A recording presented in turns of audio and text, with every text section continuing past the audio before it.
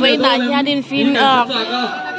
culture in like a channel na là tha kan la me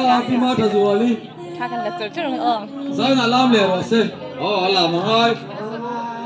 rồi bye bye rồi lên Bye bye. Kan la le zeli na zomi nula te te pa cho zomi rồi bye bye rồi lên với ni ya bye bye rồi thui nơi thì là cái nào tới la vớiกันphal với là chon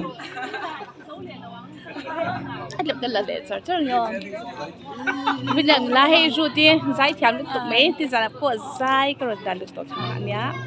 kan hết tê tê tê mà phim rồi bye bye le cho đồ thì thì khan cái nào được tắt đèn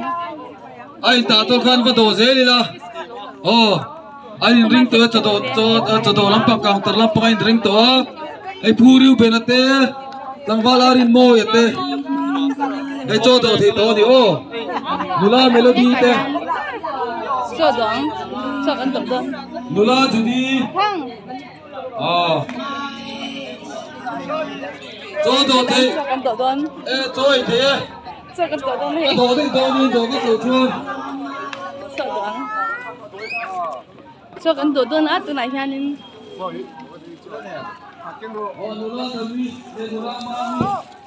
nếu cả hen cho cái tổ đơn này ui gì đi lâu lâu hello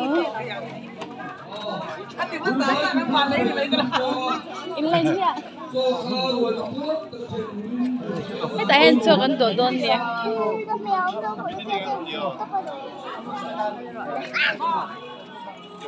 kan cho kan do dễ lang hết cả nhang hết để cho kan do tour hôn nhá thì hanin cho kan lo hen với han evina culture in right di pasis saka cho kan idon ni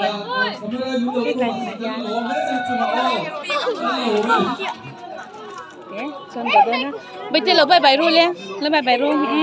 chân do đó này kan ấy tour kan lo kan pinang lo thì don